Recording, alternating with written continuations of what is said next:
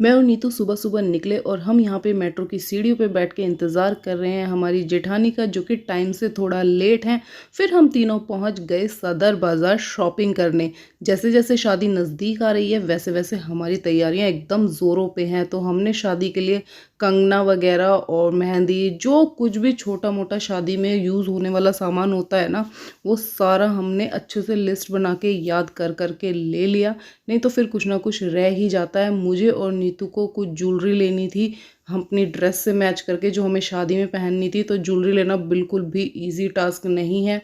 बहुत सारी ज्वेलरी, बहुत अलग-अलग तरीके की ज्वेलरी हमने ट्राई की और जल्दी से कुछ भी हमें पसंद नहीं आ रहा था। बट फिर भी हमने हार नहीं मानी। हमने दुकान-दुकान जाके ज्वेलरीज़ ट्राई की और बहुत सारी ज्वेलरी ट्राई करने के बाद, बहुत सारे ऑप्शंस देखने के बाद फाइनली हमने अपनी ज्वेलरी तो ले ली थी। फिर हमने अपनी होने वाली बहू के लिए सुंदर सा चूड़ा लिया और फिर हमने रिक्शा पकड़ी और हम सदर बाज़ार से निकल गए और सीधा पहुंच गए चांदनी चौक। हम गए कृष्णा मार्केट, जो कि सूट्स की मार्केट है। तो सबसे पहले तो हमने अच्छे से पूरी मार्केट को एक्सप्लोर किया, देखा क्या क्या वैरायटी चल रही है, क्या कुछ आया हुआ है मार्केट में।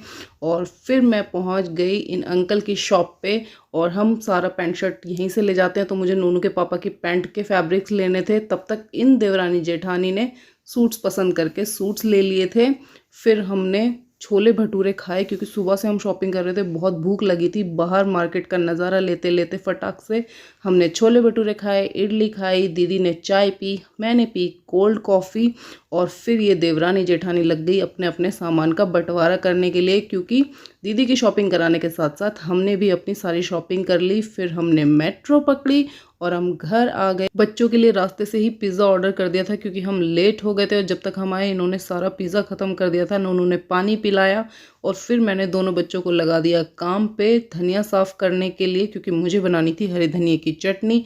फिर हमने डिनर में चावल बनाए, साथ साथ हरे धनिए की चटनी बनाई। फिर हमने श्याम बाबा को बोली गुड नाइट और अब हम भी चले सोने। Bye bye, good night.